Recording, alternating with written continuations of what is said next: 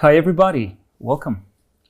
Good evening and good morning. Hoping everybody has a wine or a cup of coffee in their hands. My name is Ivo. I'm sitting right here with Yasin, and on air we have Sanj. And the three of us would like to welcome you to our event today. We would like to discuss a topic that's near to my heart, and it's LinkedIn, ABM, and measurement, all mixed into one. Extremely excited about today and grateful that we managed to collaborate on this with LinkedIn. So you're going to be able to hear from me and Yasin representing our agency kind of world and what we've seen from LinkedIn, but also from LinkedIn themselves. So Sanj, welcome. How are you? I'm great. Thanks so much for having me. I'm happy to be here. And it's great to have you. So today's talk, it's proving LinkedIn ROI. We're seeing that the investment in LinkedIn is actually growing across the board year over year. We're going to cite a report by Dream Data in the first slide. I definitely recommend the report. It's actually stating how, kind of analyzing how funds are moving. And it seems that LinkedIn is doing something right because budget seems to be increasing year over year in terms of share of total media budgets from B2B going in these inbound channels. So it's going to be great to hear now, Sanj, from you, kind of how you're seeing LinkedIn in all of the kind of B2B inbound world, and to really start the conversation around the measurement piece. Yeah, great. Thanks so much for the intro. As Eva mentioned, I'm Sanj. I'm a senior product marketing manager at LinkedIn. I cover all things measurement, so really excited to dive into it here today. The real topic of today's webinar is ROI and how marketers can really connect the dots from their marketing efforts to those true business outcomes. We know that proving ROI is especially important in today's landscape, where making every dollar count is really top of mind. We see that 78% of B2B CMOs report proving ROI has become more important to them over the past 2 years. So CMOs are feeling the pressure, as are the marketers themselves. And 66% of marketers face monthly spend justification. So they're really on the hook, as are many of you, for reporting out impact to your leader stakeholders. But we know, especially in the B2B world, that proving ROI can be challenging. B2B is inherently different. Sales cycles are longer on average. They're 211 days. So they're more complex than the B2C world. And we know that in B2B, there's also many stakeholders involved. There can be up to 22 stakeholders involved in making a B2B decision. And so that's a lot of different people in a buying group that you're trying to reach and influence. And so due to these complexities, understanding that buyer journey and understanding how your different marketing touch points are working together to influence your business and really grow your business can be especially challenging in B2B. And so that's where we're really seeing a shift in the industry.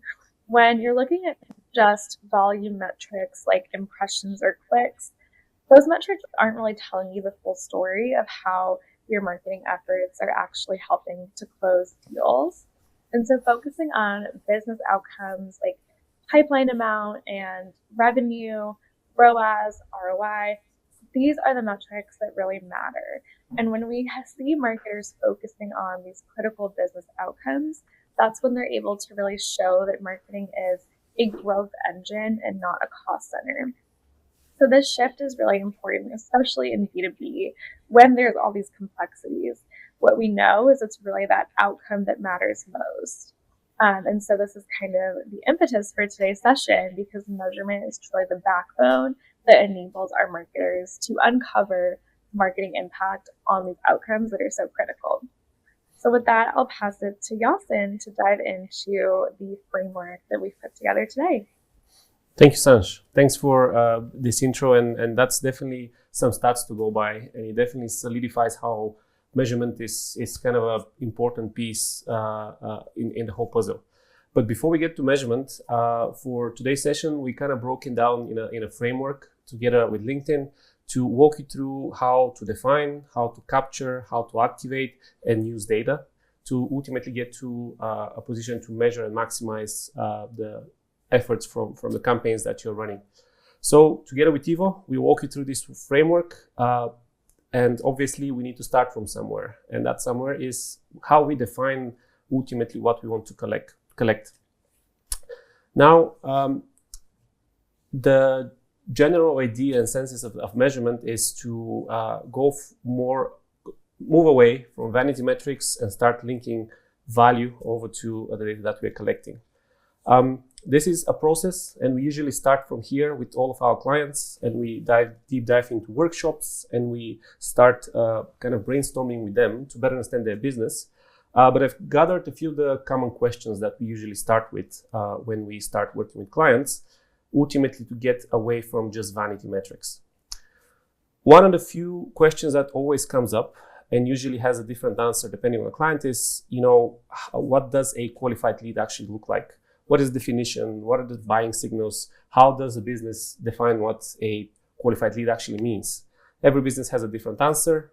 All of those different answers have different measurement points and different metrics that tell the story. So usually starting from here kind of points us into the direction that we want to get. Additionally, there are different conversion points. There are different things that the business measures. There are different things that are important. So what is the value of each conversion type? Different businesses have different conversion types, and getting down to those kind of differences ultimately gives us more context to go by. And then we get to the tough questions, attribution, and how marketing effort contributes and relates to sales and to revenue. What is the marketing attribution model behind? Is it just first touch? Is it last touch? Is it something more advanced, such as data-driven or multi-touch? These are all questions that push us forward to better understand what our client ultimately would like to have to measure in order to get closer to success. And usually these conversations lead to us to some metrics such as impression sessions.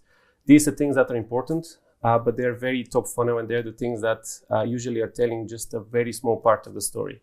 Then we get closer to revenue, but like clicks, page views, bounce rate, all of those things tell a story, but are far-fetched from ultimately where the value is. Form submissions are also key. They tell us that the website performs and it does what it's supposed to do, but it kind of cuts off there, and we don't really see the full picture. So ultimately where we are trying to get our clients to is to be able to see some more advanced things, such as what is the MQO and opportunity quality, which we measure by lead to opportunity rate. In order to do that, obviously we need to map some metrics and gather them. Qualified pipeline. How do we see marketing source opportunities perform, and are they of quality? Revenue, obviously, that's something that every business measures, but it needs to be directly contributed to deals and how marketing influences that. And last but not least, a bit kind of, again, a metric that differs business by business, but customer lifetime value. What is the long-term account value that ultimately can be linked to a specific channel, such as LinkedIn? So all of those things are part of how we engage with clients, how we define what we need to measure, what are the key metrics we want to be collecting, and ultimately, where do they live? Is it on the client's website? Is it on the CRM? Is it in a data warehouse? Various different ways where we can approach the collection of those. Once we have the defined part over, we have a roadmap. We know what we want to collect, and we get to the part where ultimately we can start thinking about what's the value that this brings. I'm going to quickly reference here a case study that with one of our clients, once we get to the point where we're talking about more from what is the lead volume to what is the lead quality, and consistently improve the campaigns around that, and we actually have the measurement capabilities to do so, we see some tangible results. Obviously, I'm not going to get into details, but we're definitely going to share the slides after, so more details there. But in order to get to those results, we have some lifting to do, which is the capture part. quite important. This is how we turn customer behavioral and signals into something measurable and applicable. I'm going to walk you through a simple architecture scenario here where each business has a customer, obviously. Most of those customers would be engaging on the client's website. That's where information about the product essentially lives, and that's what the lead magnets would be defined to. One of the first and core components of the capture of data component is the LinkedIn Insight Stack. It's something that's been here for ages. It constantly improves, but it's the first kind of building block into how you actually start passing some of your first-party data to LinkedIn servers. Now, over the years, different obstacles such as regulatory changes, browser updates, just purely technical problems that can arise in the user's journey through the browser, ultimately pushed these kind of solutions to evolve. And one of the evolutions that we see is Conversions API. This is one method where, through some additional instrumentation, is something we can configure to backfill some of the gaps that potentially client-side tracking can miss. This is something that is configured on top of the client-side tracking, and it's simply an add-on that gives additional value. But where the true value actually sits is within the client CRM. This is where the valuable first-party data and lead progression ultimately lives. And it's yet again the Conversions API, which is the mechanism that we lean to again to, in this case, not only fill the gaps, but also enrich what we pass to LinkedIn with data that otherwise we actually wouldn't see in the platform, and campaigns wouldn't be optimizing against, and also reporting would be missing, which would be quite key into what Ivo is going to talk about in a second. Well, this slide, in a sense, can look a bit techy, a bit complicated, but in an essence, it's not that hard to achieve. It's a simple checklist of doing a couple of things, which obviously start with the Insight Stack, implementing the Conversions API to both configure client-side and server-side conversions, and last but not least, have the CRM integrated. All those things are foundational. And the bottom line is that even though they might sound complicated and cumbersome and resource intensive, nowadays with tools such as Tag Manager, Google Tag Manager, middleware such as Tape and Zapier for infrastructure and for automation, really help and democratize the way where we can connect those systems, integrate them, and feed the data that makes the most sense for the client. I've also linked another case study, which would be interesting for the people in the webinar to follow. But the bottom line is, even though it looks complicated and resource intensive, at the end of the day, for the most part, it's not. So with that in mind, I'll pass it over to Ivo to talk to you about how, once all of this data is defined and captured, we can start talking about the activation and measurement. Thanks, Yasin. ABM data and activation use cases, this is what we want to cover next.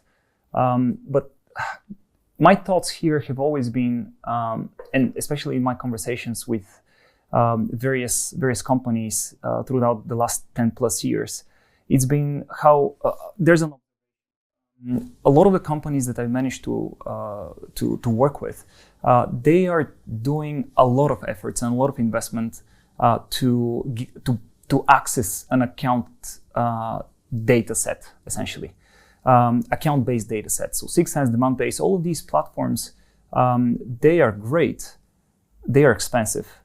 So the barrier to enter in this type of a database, it's relatively high. And at the same time, I've always had right next to 6sense and demand-based LinkedIn. So LinkedIn's database should be the world's biggest and most accurate or up-to-date database when it comes to firmographic data. So we know, because it's user-generated, when everybody's, what's the latest title of somebody, when a company changes their range from 500 employees to 100 to 1,000 employees. So in building the activation use cases, we actually started thinking of how we can activate LinkedIn's essentially most powerful ABM graph in the world. And I have to say that I'm very pleasantly surprised by my touch points with the LinkedIn API team, who managed to unlock a whole new world for us. So up until 2024 or 2023, we were thinking of LinkedIn targeting as something we would need to know in terms of attributes before we go ahead and do the targeting. So you need to open up, fire a campaign manager. You need to know the titles you're going for, and you need to type them if they are available. And by the way, LinkedIn needs to have 200 people grouped together in one title in order for that title to appear and to allow us to target it. And then we would build the audience, right? And then we would move to the next audience. So last year, when we actually started collaborating more closely with LinkedIn's API team, we discovered a few APIs that blew our mind, literally, and really opened a new world for us.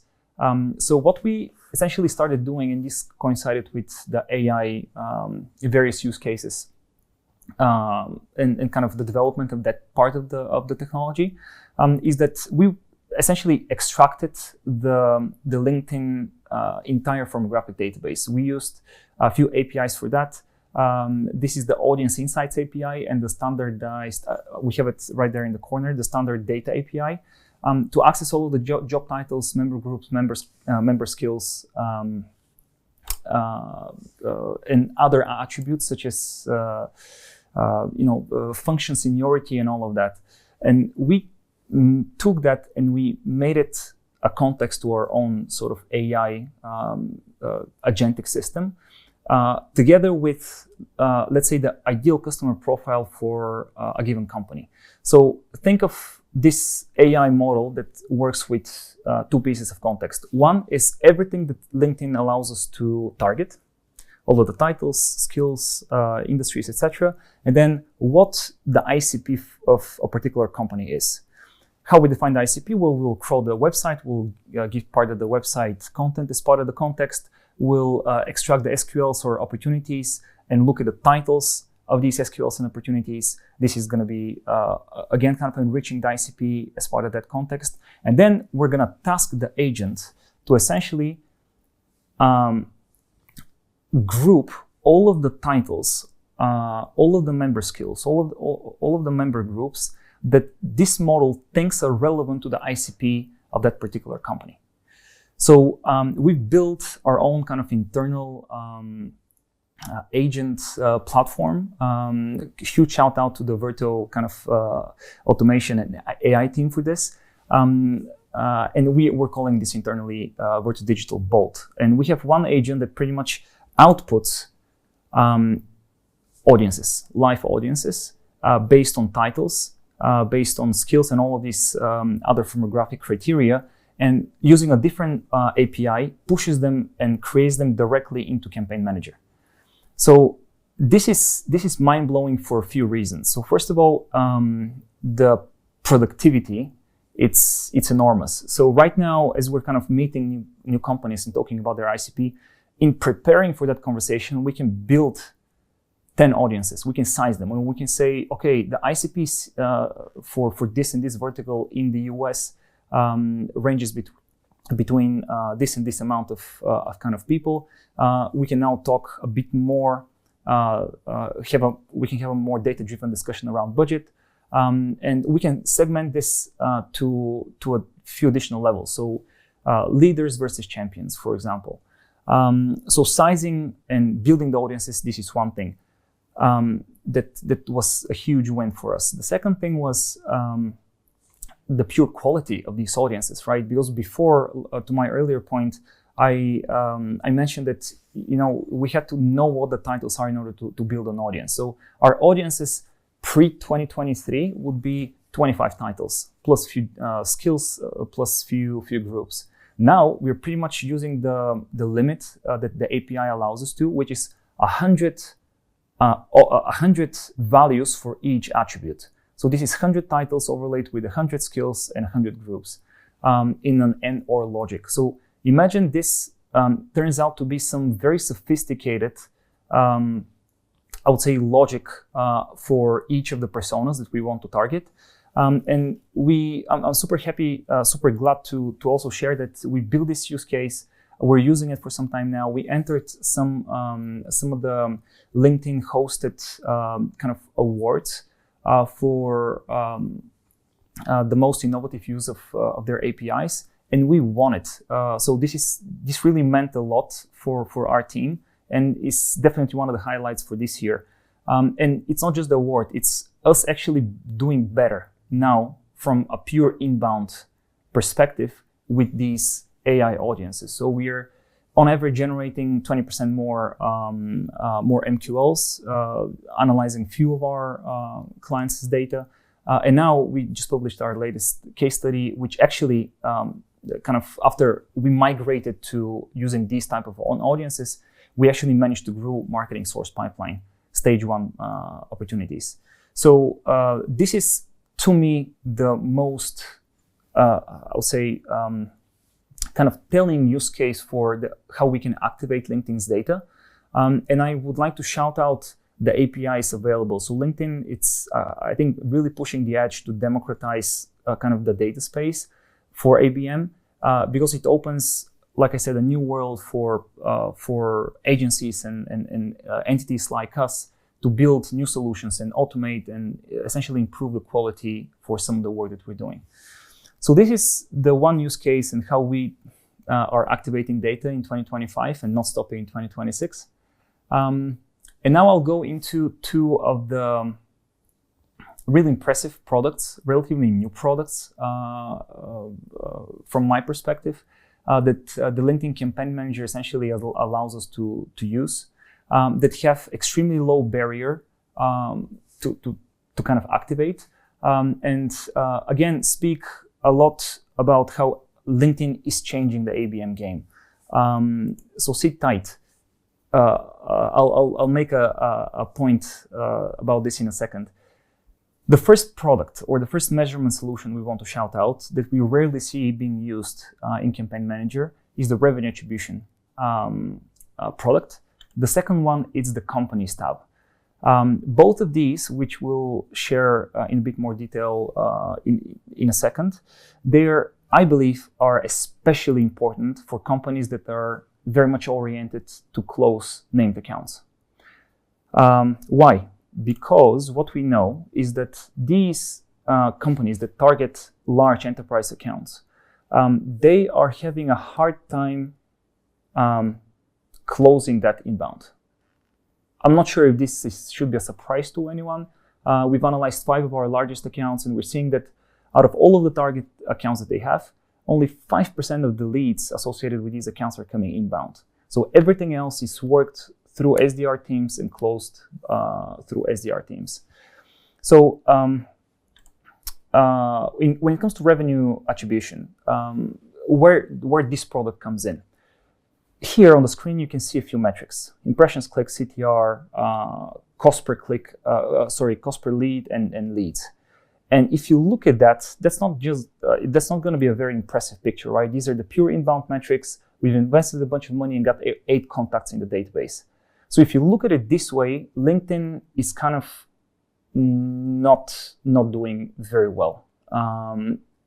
If this is truly going for lead gen, but I really believe that LinkedIn is much more than that, and mainly because of that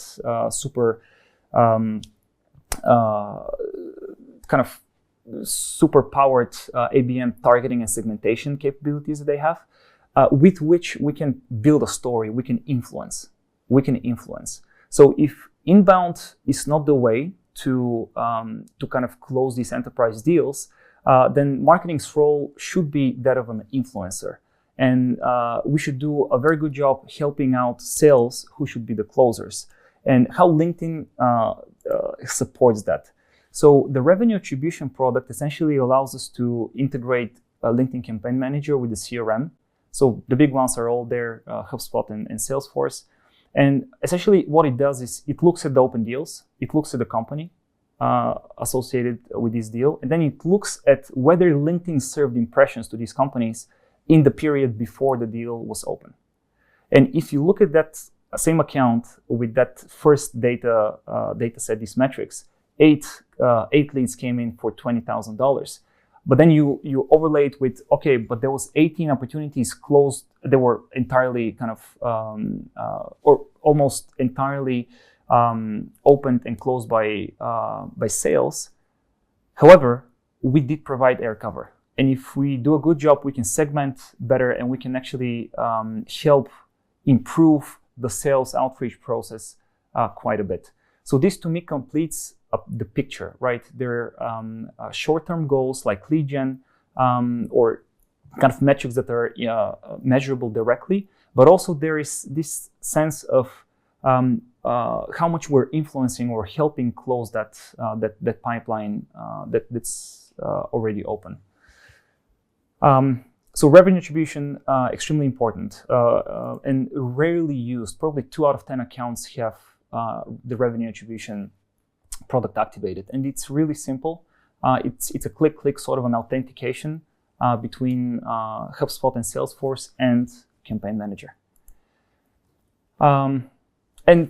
Again, a case study relatively new and published on our end. Out of 100% of pipeline open for last quarter, 45% of it was touched by LinkedIn. Now, it's our job to further analyze. Did we serve impressions before the outreach, during the outreach? What was the message? But we know that LinkedIn was there and it was part of the journey. So this is a very good start for further analysis. And then there's a cross-section over here about pipeline and revenue. You can link it directly to particular campaigns and offers and audiences. And again, be able to kind of influence spend based on that pipeline metric. Okay, now this view here essentially shows the same thing. Target companies and how many of these target companies are in what stage. Awareness, consideration, conversion, purchase. The first one is 6 Sense, which is great. A lot of our customers are using 6 Sense. We are using 6 Sense as well. But what this slide is for is to highlight how LinkedIn essentially is coming and supporting the account-based kind of data collection and activation.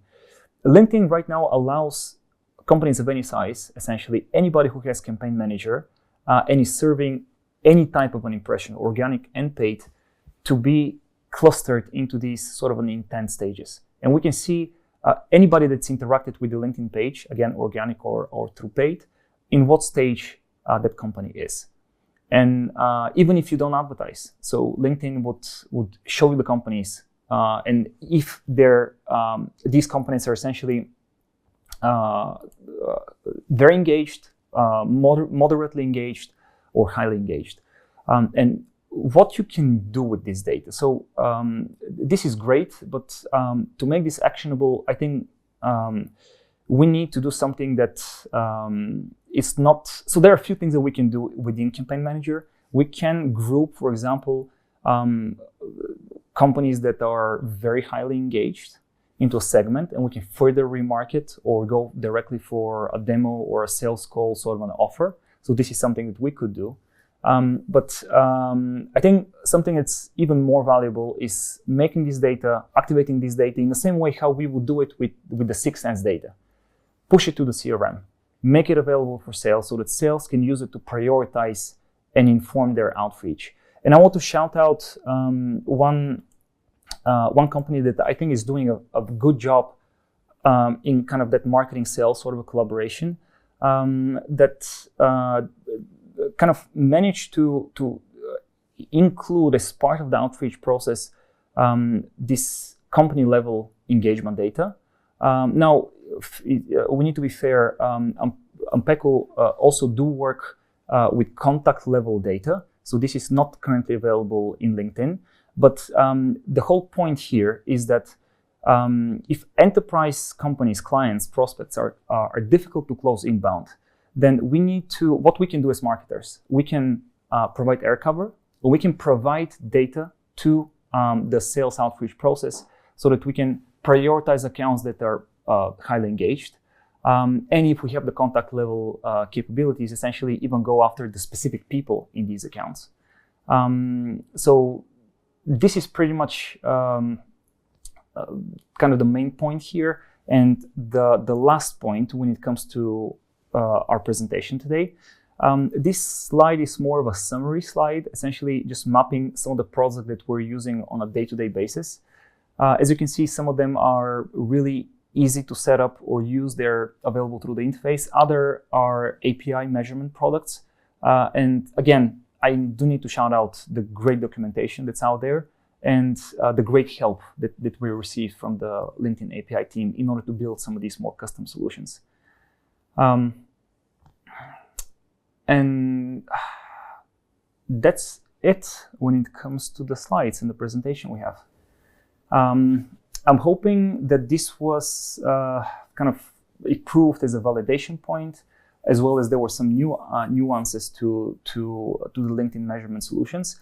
And now we would like to invite everybody to our Fireside chat, where together with Yasin and Sanj, we essentially want to deep dive into some of these topics a bit more.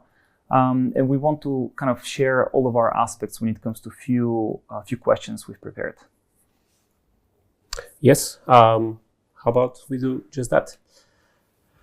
Right. I think that last slide that you ended up on was a big, long list of things and different products, different APIs, different tools in a toolbox that you can use in today's marketing activities. But Sanj, I'd be interesting from your perspective, obviously being on the LinkedIn side, that's a lot of products, a lot of things that are being developed, improved, different teams working behind them. What would you say is the product or the area of products that marketers should be thinking more about moving into the next year and beyond? Yeah, it's a great question. And to your point, there are so many measurement products that serve different purposes. If I had to pick one, attribution, I think, is really key. And not just having attribution, because most marketers today are doing some kind of attribution to understand influence of their marketing efforts. But I think it's also really having the right strategy when it comes to attribution. So moving beyond last touch, making sure you're thinking about all of the touch points in the buyer journey, having the right multi-touch models so you can actually understand the credit and the influence that happens in the early stage of the buyer journey and not just that last click that drives a conversion. And then also beyond the right models, thinking about the data that's fueling your attribution model is also really one thing we've seen a lot in B2B is because decisions are made by a buyer group at the company level, is that sometimes using that company level data in an attribution model can really help give you a bigger picture view of how different touch points are working together. Again, we know that, up to 22 people can be involved in a buying decision in B2B journeys. It's not just, that one stakeholder that you're influencing, but it could be, 10 or 20 different people. And so when you're looking at that company level view versus just a member level view, you're kind of seeing how your marketing is working holistically to influence that buying group. So again, measurement is a broad and holistic conversation, but attribution really tends to be the heart of being able to connect your marketing efforts back to those outcomes that really matter. Yeah, definitely agree with that. And also attribution can be as simple and as complicated as you can think about it. And that's quite a big of a topic to unpack, but ultimately measurement and data collection is kind of quite foundational to it. But I'll pass the ball over to Ivo. Obviously, you're quite closer to the clients and their advertising use cases. And ultimately, at some point, data would be required. A lot of data sources that we work with, a lot of touch points that we gather. But from your point of view, what is the most perhaps underutilized or kind of foundational, both perspectives, obviously, data set or a data source that when you start thinking about campaigns, you would actually need to have? Yeah, that's definitely the CRM data. And why I was so excited when I was speaking and I saw last year or a few years ago that LinkedIn launched Revenue Attribution.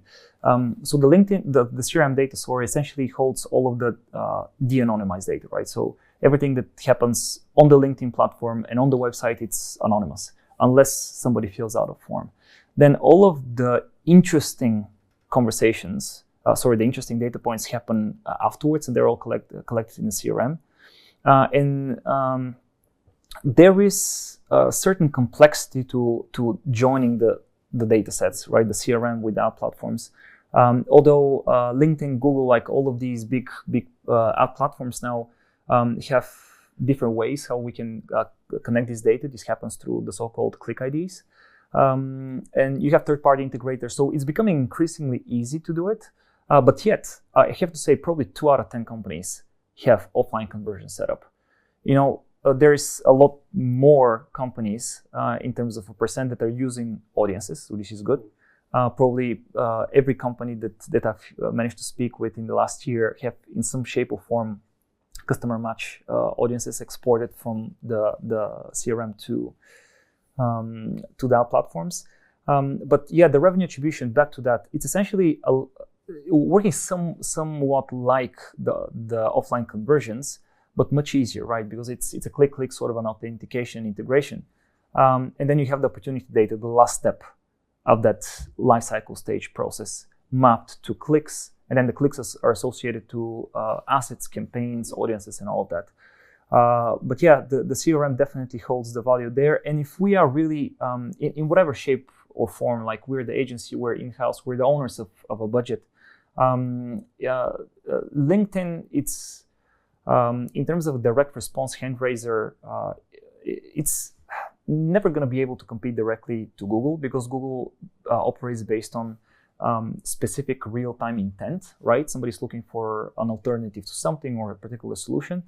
But it's a great influencer, right? And for us to be able to essentially defend these budgets or optimize these budgets, or go to the CMO, to the board, and ask for more budget, we need to be able to tie the awareness or the educational type of spend to pipeline. And yeah, this is where the revenue attribution comes in. Exactly to my point earlier, obviously moving away from, even though important metrics, right? You need to know how many impressions, clicks, visits, and form submits ultimately a campaign is driving, right? But if you compare that in a sheet against other channels, you're telling a different story. So I'll double that. Like the CRM being integrated is quite key. And speaking from the last few weeks of maybe months of working with different clients and pushing towards getting more of the CRM data closer to LinkedIn and going through a bunch of conversion API integrations, essentially. You have all of the cases. Some are quite more straightforward. Some require a bit more hand-holding and changes in process and thinking on the client side. But generally speaking, for doing more than 10 now for the last few weeks, it's ultimately fairly straightforward. As long as the client within the CRM has the stages defined, we have ensured that click IDs and key identifiers flow through the CRM and are there to be captured. The plugging the connectors and putting the pipeline in place to have the data flowing to LinkedIn ultimately then gets us to the next stage. And we're not only reporting and thinking about impressions, but ultimately association with pipeline and ultimately revenue. So 100% agree with you on that. Back to you, Sanj. That framework, measurement framework, obviously touches on a couple of things. It goes through a fairly linear process. And obviously us on the agency side, we definitely have our ways of approaching it in a different sense. But from your point of view, like, what is the key drivers of agencies and clients when it comes to applying that framework? Yeah, it's a great question. I think that first step in where you're defining the objective is really critical and making sure the rest of the framework follows through. I think when we see, that agency partnership and helping our customers really hone in on what is really critical to their business. For example, if they're really laser focused on driving pipeline acceleration, that's a great indicator that maybe an ABM strategy is going to help them, get to that goal a little faster. And that'll then dictate what are all the signals they should care about. For example, Austin and Eva, you both on this, but connecting your CRM data is really critical and making sure you have the right data flowing into the LinkedIn platform to then measure the impact of your marketing efforts on those outcomes that you find in your CRM database. So like having that overarching goal, defining the objective of what is it that I'm really working towards with my marketing efforts on LinkedIn, that helps shape that entire marketing strategy, and also helps you understand like what are the right measurement tools to leverage. For example, we talked a lot about ABM today. Again, if that overarching goal is driving pipeline acceleration and revenue, we have a lot of tools like our companies tab, like revenue attribution, that are really tailored to understanding how accounts are moving through the funnel, understanding account engagement and how that's converting into actual pipeline and closed deals. And so it kind of helps both the agency and the customer build that strategy with the right tools. Evo, to your point earlier, we have so many measurement solutions available. And so the customer is not ever going to be using all of them. It's really about finding the right combination of signals, data tools, and partners that work together to help reach that unique goal. Yeah, 100%. And I think I want to obviously use the timing and the opportunity, because I'm currently virtual and physically sitting between Ivo, who is leading the advertising team on our site, and Sanj, who is quite involved in obviously the whole topic of measurement on LinkedIn site and having a view of a lot of agencies, a lot of clients. I'm quite interested because of what our team essentially is doing. We are essentially the workers in the shadow who are doing integrations, we are doing implementations, we're doing things that kind of plug in different systems. And I'd be quite interested to see both of your perspectives when it comes to features and what is coming, or I guess even from your point of view, what you wish to see from LinkedIn's measurement solutions to be next or be improved. I'd be quite interested to hear both of your points of view. Ivo? I'm prepared to give my answer. I've been thinking about it for a while. I very much, if there's a wish list, I would love to see contact level engagement information. And if that's not possible due to regulatory, let's say, sort of restrictions, at least title or function based engagement level. So unfortunately, it's not enough for us to know that company X has moved from low engagement to high engagement, just because they kind of saw what we put out there in terms of a story. Unless we know who or what kind of team, at least, part of that organization kind of engaged with our content, we won't be able to essentially brief sales who to outreach, right? We outreach to people, not companies. So to me, this is the last piece of that activation framework, and making the most out of the data that we generate in LinkedIn, right? Because right now we have, we're targeting. We're either directly converting or simply influencing. And we know from the influenced data, what are the companies? So I very much would love to see at some point the next drill down.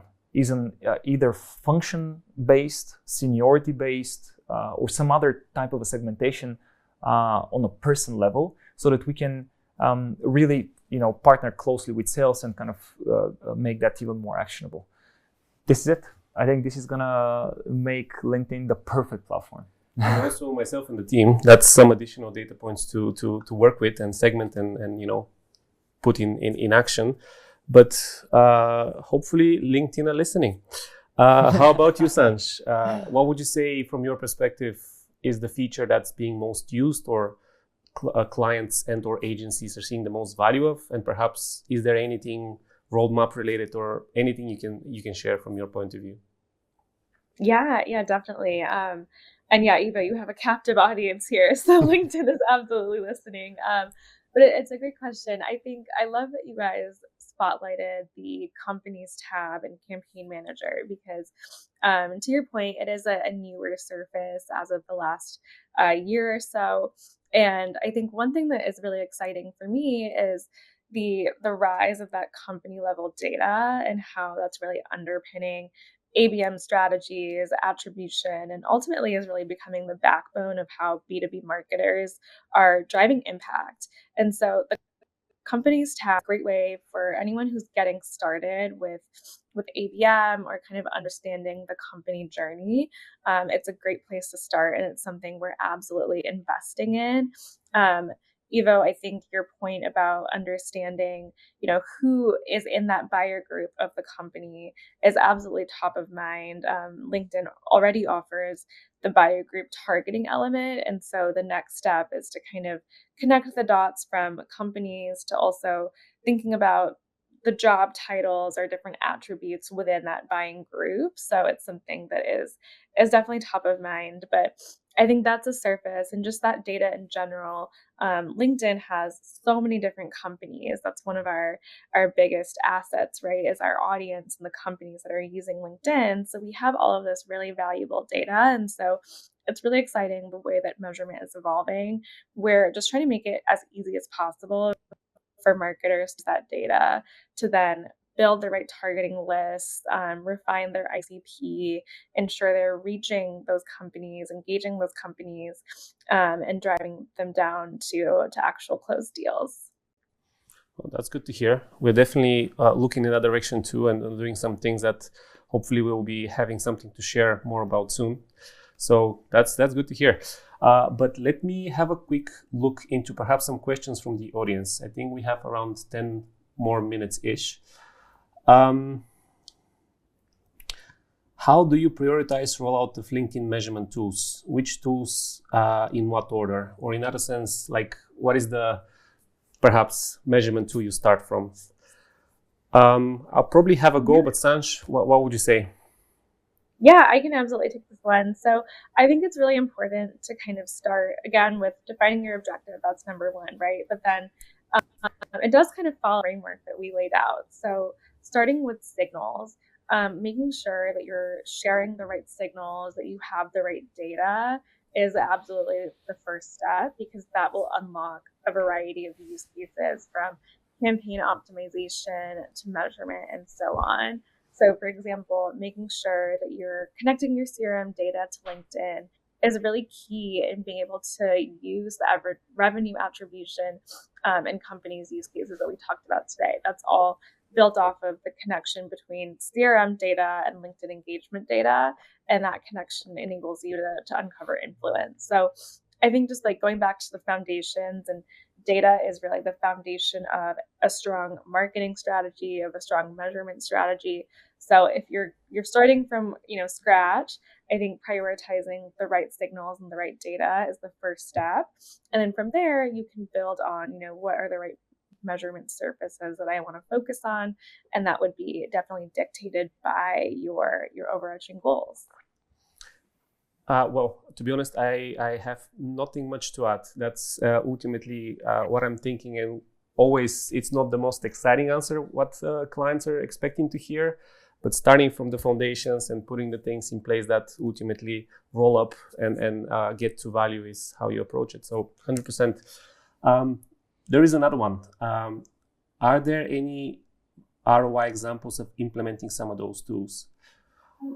Ivo, maybe you can add more flavor to that. I think all of the case studies and success stories that we essentially referenced are kind of tying and talking about how doing the implementation, getting the data, integrating the systems, tapping into the functionalities within the platforms, ultimately gets to where the return on investment comes. Yes. But perhaps from your experience working directly with those clients.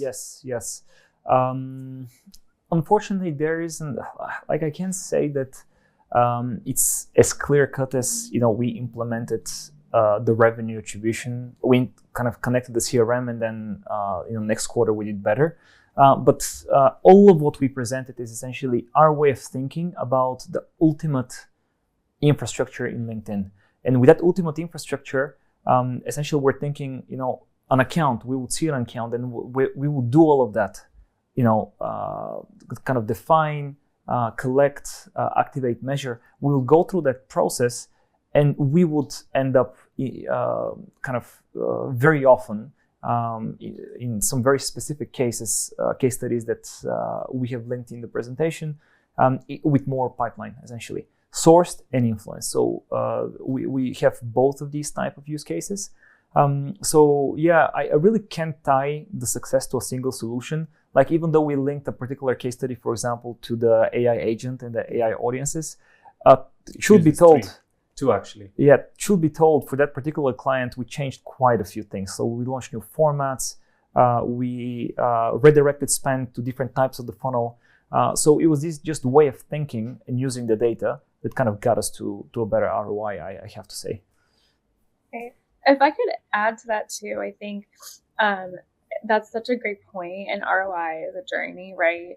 And I think one of the great things we see customers using attribution for is like the first step is just understanding where influence is coming from and better justifying your spend. So when you're just getting started with attribution or revenue attribution on LinkedIn, step one is just seeing like, how is your marketing influencing your outcomes? How can you better prove that story of influence and impact to your stakeholders? How can you defend your budget? And that's kind of the first way that we see ROI just being measured. The next step is taking those learnings and then actually evolving your strategy. That's kind of, Ivo, I think what you were just getting at is like understanding, are certain ad formats driving more impact? Maybe like, is video a really useful lever for your business? Are thought leader ads really driving impact on your business? Understanding like, are you reaching the right ICP? Are you targeting the right audiences? And then taking those learnings to evolve your strategy. And that's where the unlock comes and driving greater ROI. So it's kind of like two phases. Step one is really just proving value, validating your spend. And then step two is using those learnings to really inform future plans, inform your future strategy. And that's where measurement becomes such a flywheel, right? It's like an always on tool where you can continuously measure and then learn to improve future performance as well. Mm-hmm. Mm-hmm. Right. I don't think we have any more questions in the chat. I'll probably leave a minute or two to see if anything else pops up. Yeah, I have one for you, Yasin. Go ahead. You mentioned you've implemented quite a few conversion API sort of pipelines or piping data from the CRM and mapping it to conversions in LinkedIn. I'm just wondering, what were the kind of the challenges or obstacles along the way? Was it technological, or was it somebody not being able to prioritize or resource? I'm going back to my original point. 2 out of 10 companies have use of CAPI, the conversion API, either LinkedIn or Google. So it's not I don't think it's connected to the platform. Very often, if you have CAPI in Google, you will have it in LinkedIn. But I'm just seeing very few companies actually are activating the data this way. So I'm just kind of wondering, what is your angle on this? Yeah, and starting actually saying about that statistic, looking across our portfolio is definitely more than 2 out of 10. Just stating that. But yeah, most of the times actually it's not technological at all. It's purely organizational and a bunch of teams speaking to each other and kind of collaborating with our guidance and kind of consultation on top of, because it kind of ties from the web team that supports and works on the website and kind of embeds the CRM forms. That's one piece of the puzzle. Then there is the marketing operations team that owns and does things within the CRM. There is a bit of a business impact as well, or other business teams involved in terms of defining the stages, in terms of what is the definition of an MQL. Do we actually have that? Is there a further definition for an SQL or something in between? These kind of 3 teams are kind of important and involved in the process, because on one hand, the web team needs to capture some parameters and pass it to the CRM.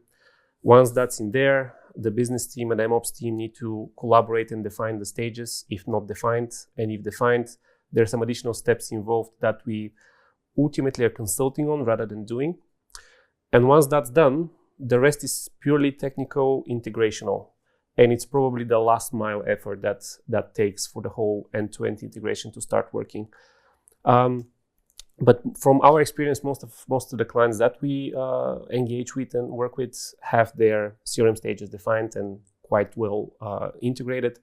And it's simply the case of putting the time together with the different teams and aligning everyone what needs to happen. And usually within 2 or 4 weeks at the latest, we are pretty much done. Okay. Thank you. Can we wrap it up? Yeah. Okay, no more questions, I guess, from the people online.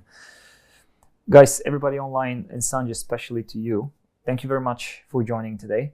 It was incredible to have that conversation live on air. And I have taken a few things in terms of what's next from LinkedIn. So thank you very much about sharing your thoughts.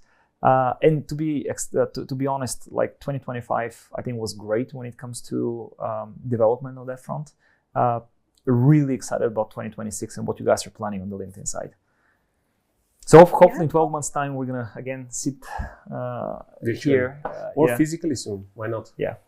Exactly. Round 2. Well, thank you so much for having me. And I think, everything you're doing at the agency is such a great example of how LinkedIn can partner with agencies and together, support customers in driving outcomes and building these measurement strategies. So I'm excited as well to see what 2026 has. Yes. Amazing. Thank you. Wishing everybody a great rest of the week. Thank you, Sanj. Thank you all. See you everybody soon.